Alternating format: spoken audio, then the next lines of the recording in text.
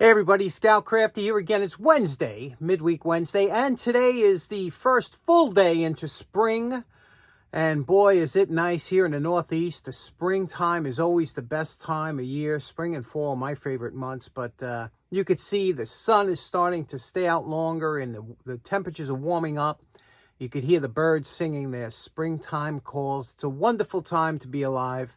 And we have a couple things to talk about today. The other day, when spring comes, it's time for spring cleanup.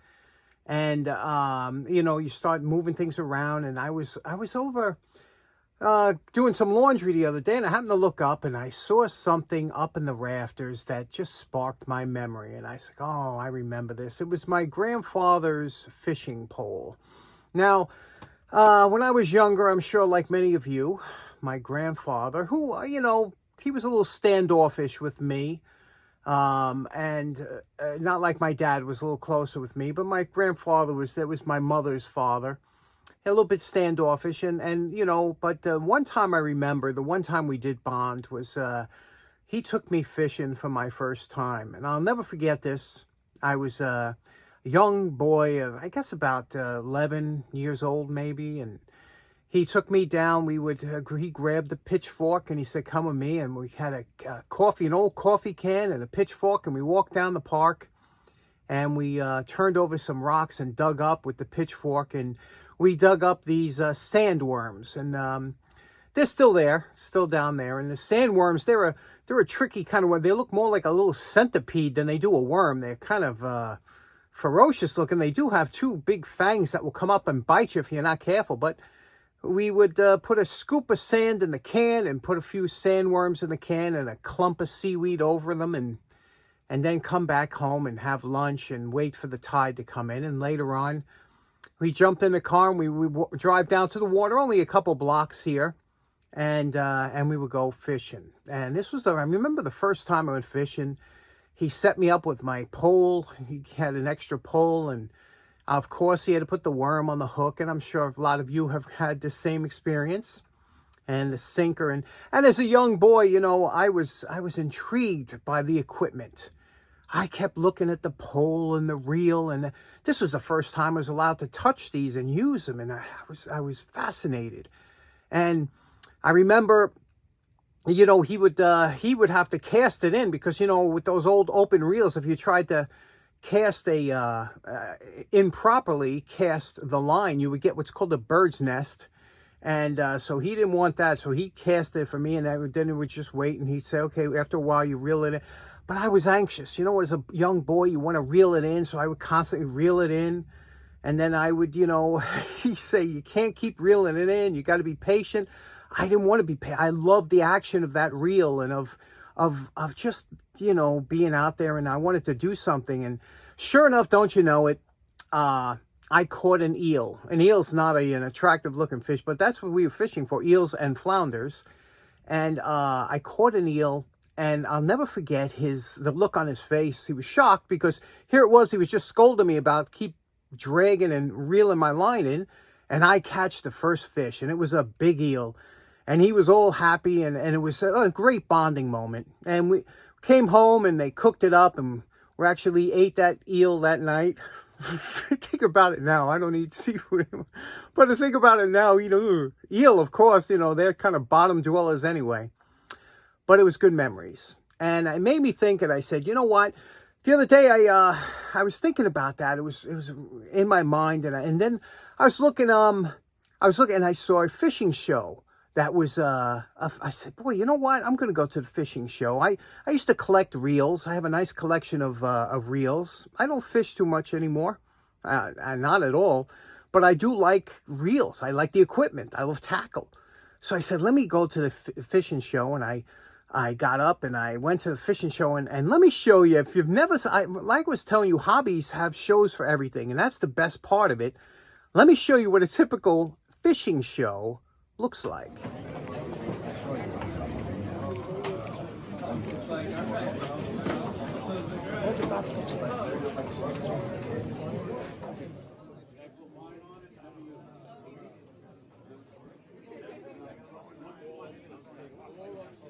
Now, this is a smaller show that's held in an American Legion in Long Island, but it's a show that's not unlike the big expo shows where you have all the manufacturers and things like that. The nice thing about these smaller shows is you get used equipment, which you don't a lot of times you don't see at the bigger shows.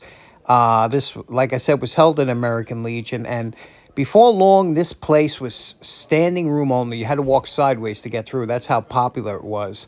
So it's always amazing to me that no matter what kind of interest you have, there is a show for you.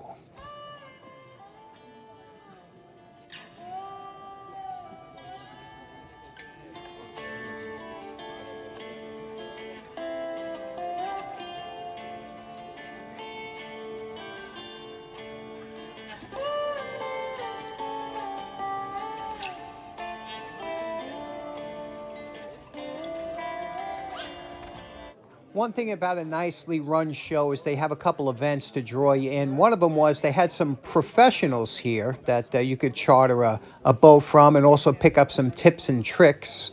They also had a real-time simulator, so you could see what it's like to fight different type of fish. You could program different types of fish and different kind of weights of the fish, and you would actually feel what it's like to fight, and you could pick up on your technique. It's obviously not as easy as it looks to fight those big fish, and there is a way to do it. They also had a real-time boat simulator that would show you how to operate twin screws and other fishing craft that you might come across in local area and local waters. So very cool. Now, I had a great time at the show. It was different than you might expect, but I have to tell you, I did have a good time, and I did pick up a couple reels. Again, I don't fish as much anymore, but I always found vintage antique, especially the open face type reels, interesting. Let me show you what I picked up and just introduce you to this a different kind of hobby than most of you are probably used to. Now, there are many different fishing type reels that they have today and have had throughout the years, and you can collect a vary amount of them. The most popular today is what's called a spinning type reel. That's very common. They're excellent reels, and they work well, especially for casting. Years ago, they had what's known as an open face reel, which you're going to look at here. They have different ones. They had ones for trolling, ones I used to collect bait casting reels. These were very intricate, precision-made reels. Some were made by machinists and watchmakers, engraved. And I started collecting those years ago, but this is my favorite. My favorite is what my grandfather had, and he used to have these type of reels, and they would use most often on a boat. They weren't really great for casting. They're called open face reels, and I just always like the mechanical aspect and how they work. This is just a sample of a few different ones that I have, the different sizes. I did pick a couple up at the show.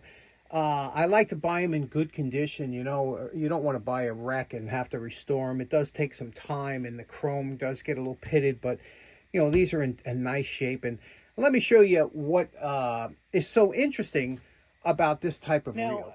Most commonly, what you think of is when you go fishing, it depends on what type of fish you're fishing for. If you're fishing for a very small fish, you're going to use a smaller reel and thinner line. If you're fishing for a monster fish, you're going to use a bigger reel, and you're going to need more line to pay out. So the spools are usually bigger, which is this here. But what's so interesting I find about these is just the whole mechanical aspect of them. It's all geared, and you could hear that precision as it spins around. Everything has oil bearings on them because, a reel has to be taken care of. Usually after we would go out with my grandfather, he would come home and he would take the reels and hose them off and hit them with a little soapy water and then put them up in the rafters because the salt water will destroy anything, that. And there are all kinds of mechanisms that have to be oiled, and you can see there's all kinds of oil ports. Over here's one, and of course there's one here on the crank, and then here's another one, and you're actually supposed to take this apart and grease it. So it's a lot of maintenance, and there's a lot of mechanisms to it, and that's what I loved. I didn't care about the fish. In fact, I hated catching a fish. They were always messy, and and they didn't look like they were having a good time when you caught them. If the catching the fish was not I was more interested in how the pole worked and how the reels work. So that's why I got into to collecting these type of reels. But I just find the mechanical aspect of them so interesting in so many different ways. Here is a type of reel. You can see here this Penn reel that you see this little wavy section here. When you're winding the line up, this will spin around and make your line go back and forth so that it doesn't all bunch up on the spool. Another type of line that they had, which was intricate, was they had a mechanical bar that the line would run through here, and you could see as you wound up the reel, it would put the line onto the spool evenly across, so it would be nice and even all the way across. Otherwise, you had to really do it with your fingers as you were reeling it in. But so many interesting things about reels, and like I said, I don't want to get into, because some people are probably like, what the heck? But let me show you what I always found interesting if you went to a tackle store, which I love. Old tackle stores, oh, there was just so many things hanging. And there are a whole bunch of people out there, including my buddy 357 Magdad, that collect lures or fishing tackle because there's a big market for that. But let me show you something that I find really interesting. Now, Penn Reels was one of my favorites to collect because, again, my grandfather had it. They were out of Philadelphia, Pennsylvania, and they made high-quality reels. But what's so interesting is back in the day when we used to buy something, and this is something I feel so bad for the current generation that they never get to experience because everything comes in blister packs and these horrible things that, you cut yourself. Back then, when you bought a reel, it came in a box, and you can see the box here was reinforced here on the edges. So, it was meant. And inside the box, the reel would come wrapped in a almost like a wax type paper to keep the reel from getting corroded and whatnot. It still had to be lubricated. And this is from, probably the 60s. Now, interesting enough, they would also come with a catalog, which I'll show you in a minute. This is the bottom piece of the reel that hooks it to the pole. They tell you how to use it. It would come with a wrench and a tool that you would need if you to disassemble and maintain your reel. And also it even came with some Penn lube, which is like a grease.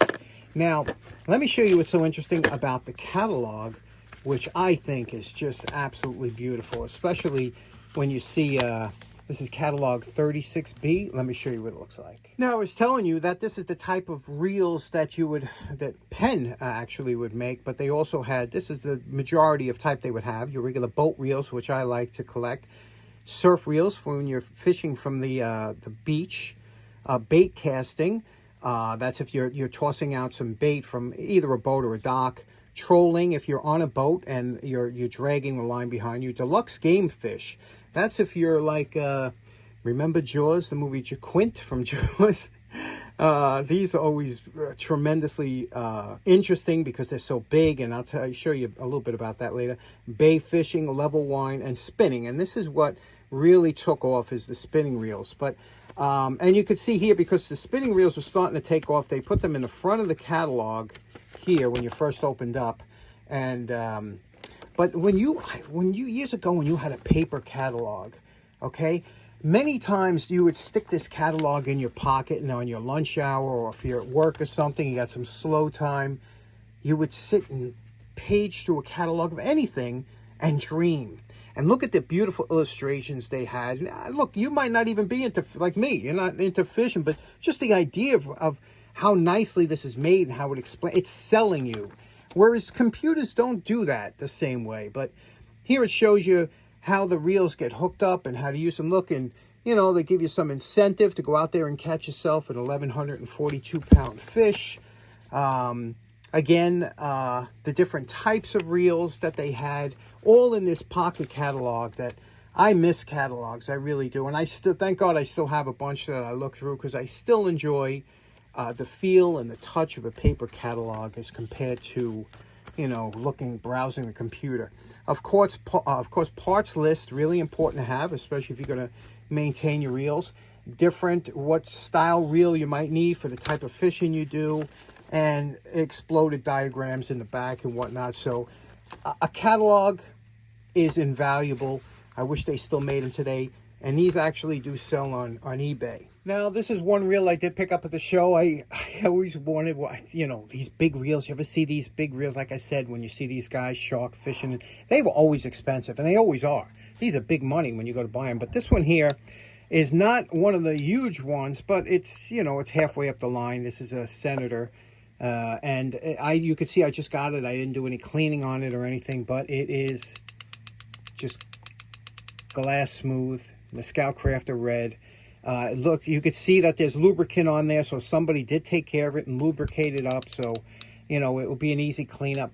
But these two hooks here, very interesting. You see these, when you see a reel that's big and they got these two hooks, there were two reasons. One, you could wrap it around the pole, but the other one was they had fishing seats when you went on a boat and you were going some deep sea or, like, you know, swordfish or any of the big game fish. You would strap yourself into the chair with these leather harnesses, and then you would clip onto your reel. And I must have saw that when I was a kid, and I just thought that was the coolest thing ever. Again, no desire to catch the fish. No, I just think that, how cool is that gear? That leather harness with these clips and being clipped into a reel. It's just awesome, right? Okay, so in closing, I guess you didn't expect this today, huh? So you never know what you're going to get on this channel. Let me know in the comments if you have any memories with your grandfather or something gone fishing, and it's always a good time. Anyway, thanks so much for tuning in. Hope you have a great day. We'll see you again on Friday. Take care now. Bye-bye.